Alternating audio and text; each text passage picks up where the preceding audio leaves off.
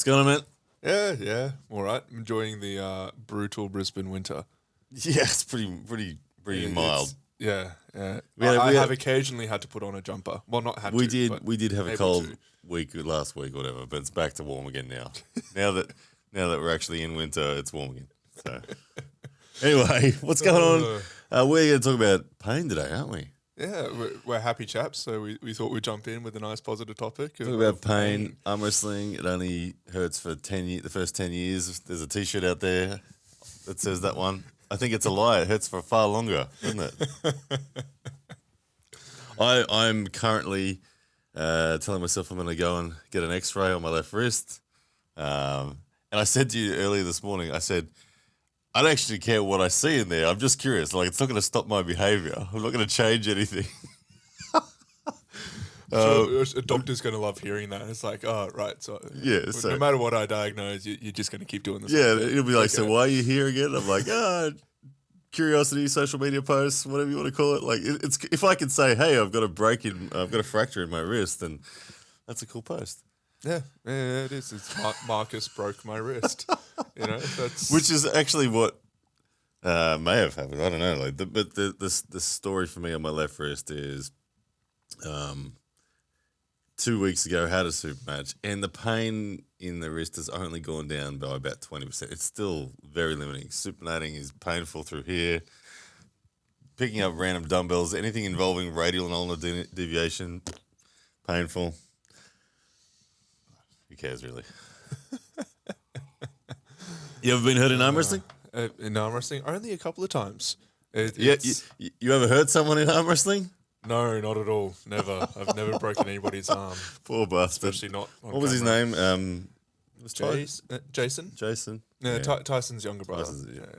Yeah, you would, wouldn't you? No. So but- you've never hurt yourself? Just a couple of. I think I attempted to King's Move Lachlan, which was a very stupid idea at the time. Just he was able to completely cut through that limit of my pronation, so it tweaked my wrist for a while. And then when I was exploring inside for the first time and side pressure, and training side pressure for the first time, I kind of supinated it up in training, loaded it up, and there was a little bit of a pop in my elbow. But that's about as much as I've done.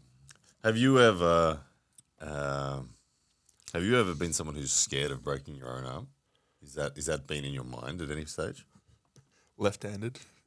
Yeah. Left-handed, absolutely. Right-handed, not so much. You tend to get a good feel for where your limitations are. Have you ever pushed past your known limitation deliberately by choice? Yeah. I have a lot of fun, usually towards the end of sessions. So the pressure's lower when everyone's tired, and that does make a difference. But wrist back, just trusting it, learning to trust it. Yeah, I've done it. I've felt. I'm the same. I say that my left arm, I can imagine it getting injured. Doesn't move as well. Doesn't have the same degree of sense of its limitations.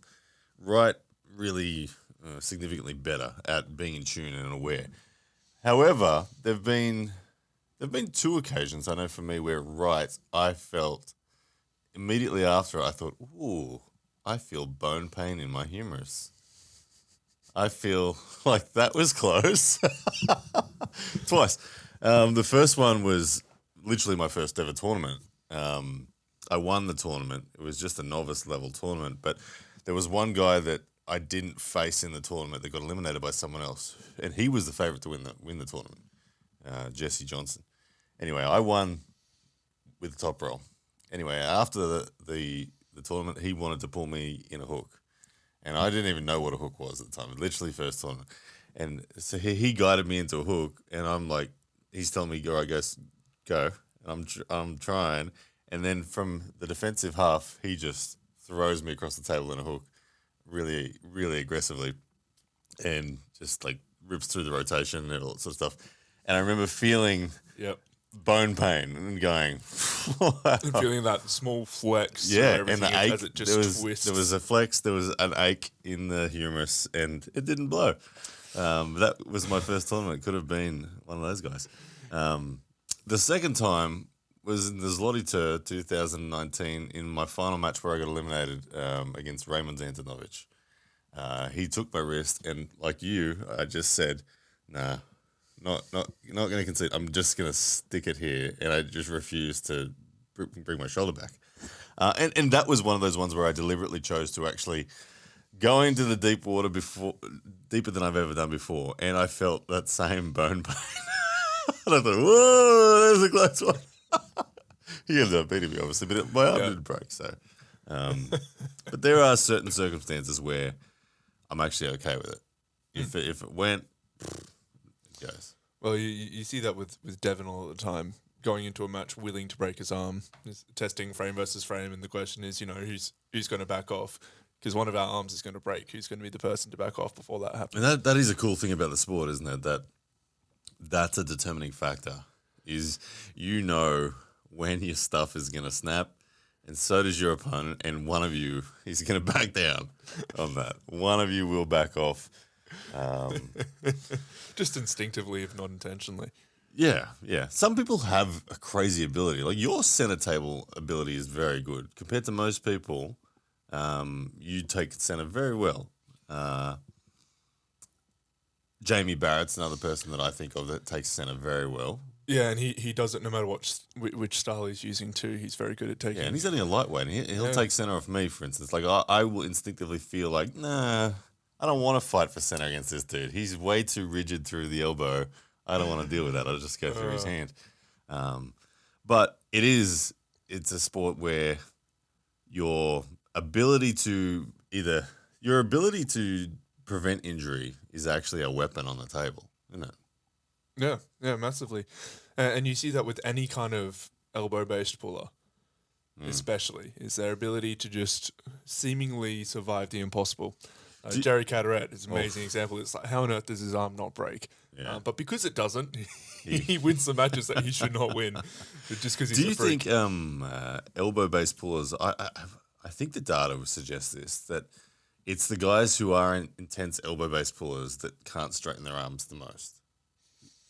I think there's a solid amount of data on that. I think you're looking at people like Devon Larratt. You're looking at people like Michael Todd. You're looking at, Denis Saplenkov is the other guy that can't straighten his arm, but I don't know. Weird case with that one. I don't know. Because he's a bicep guy, yet he walks around like a T-Rex, like big time. So he's one of those ones. But then you got people like John Brzezinski who just straightens his arm, no worries. Oh, and then you've got people like Artem Morozov, and he's quite young, so he hasn't quite had the time for everything to shrink up quite as much.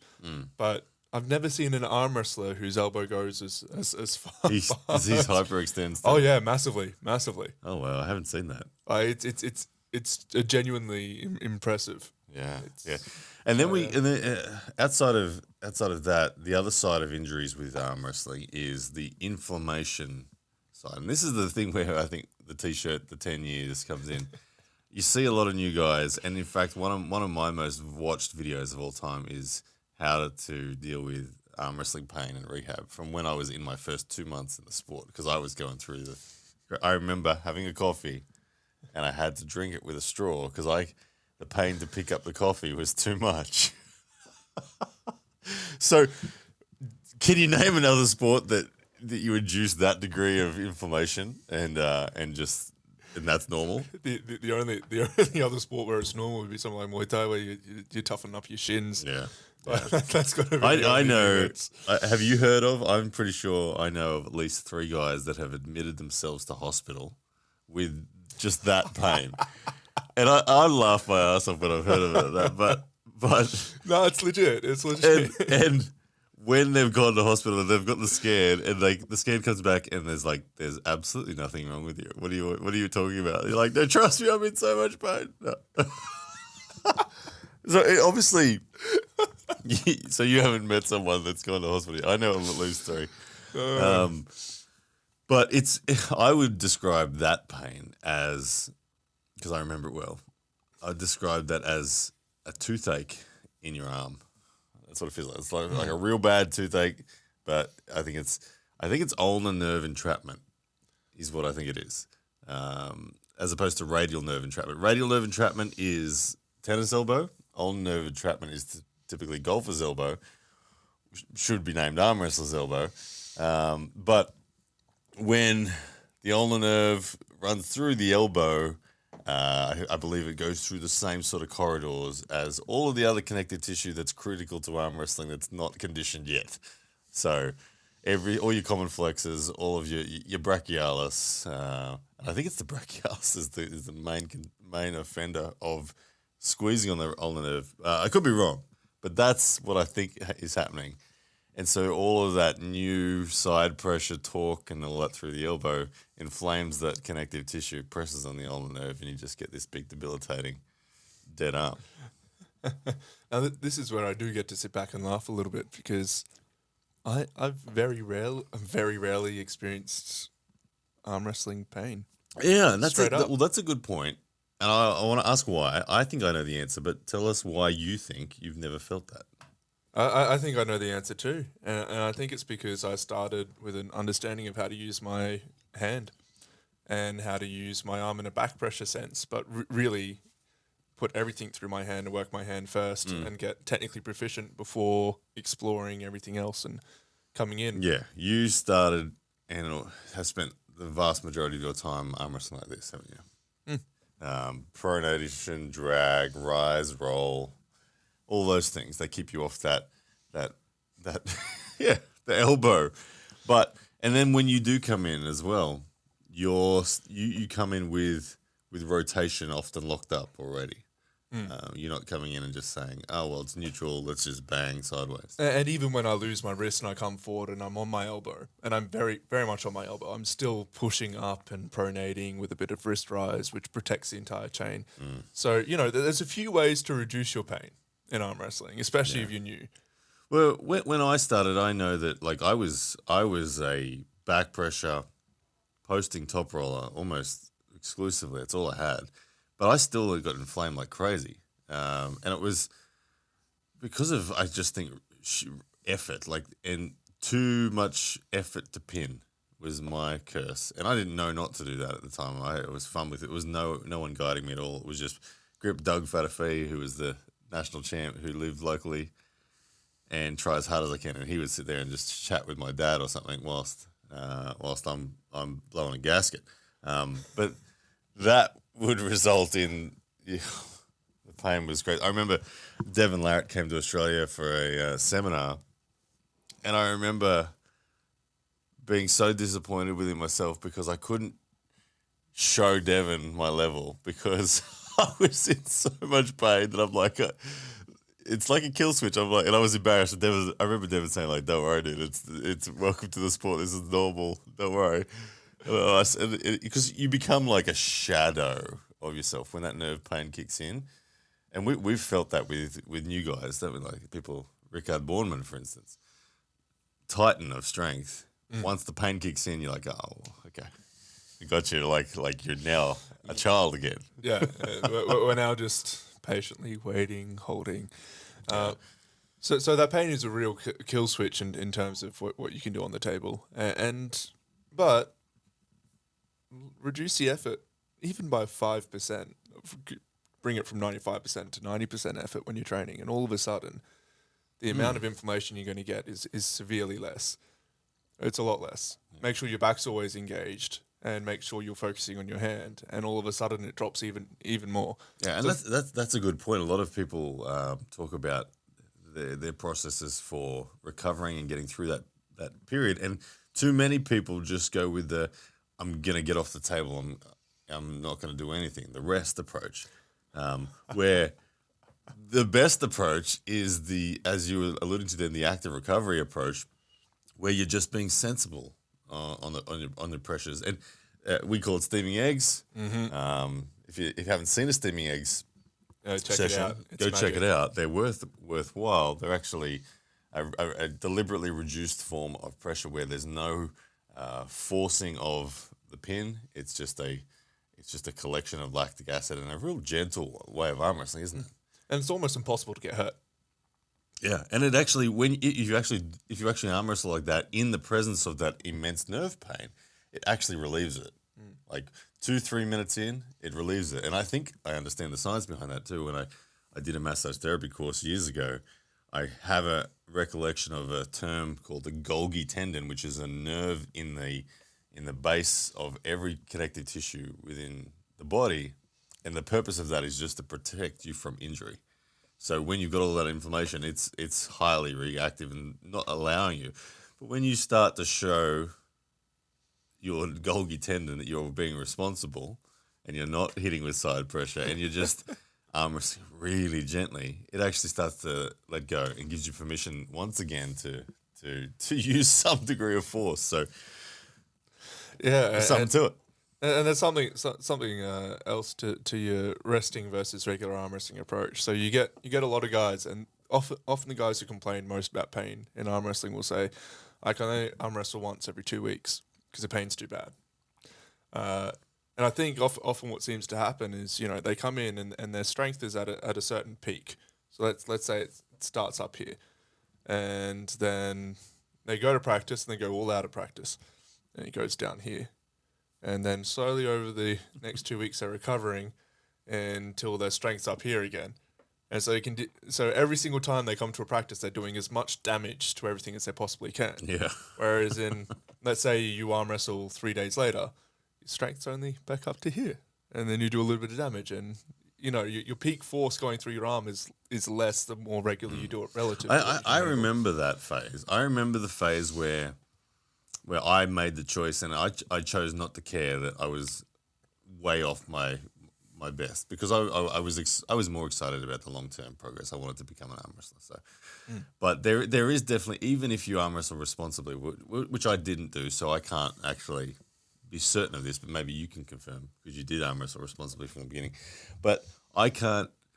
I can certainly say there was a period where I just had to accept that. Look, yeah, I know I'm not anywhere near my strongest. When I turn up to training, I'm pretty certain that the gap between my absolute best and what I show up at Wednesday night training every week is not that different. It's not that different because I'm conditioned now. Even though I'm training every day and I turn up fatigued, I don't feel like I drop very far at all. Yeah, and there's less of a drop throughout the training as well. The more conditioned you are, I think the higher to that peak force you stay throughout the entire session. The fatigue doesn't add up as much. I'd say that the most I've arm wrestled consistently when I had the time for it was 5 sessions a week, 5 or 6 sessions a week, and it adds up. It adds up a lot. No matter how responsibly you arm wrestle, you get a lot of fatigue and a lot of pain through there. But after a month and a half of doing that, pretty much every session felt like I was at least 80%. Okay, and what is your drop off now when it comes to peak force? That's I didn't know because it's been maybe 2 days a week in terms of actual table time. So I didn't know because I leave a session almost always feeling great, almost always feel good tired but good at the end of a session. And then we had that session with, what was it, James English? Was that his name? Yeah. And Lachlan, yourself, and myself, and we were all arm wrestling in the gym for that session.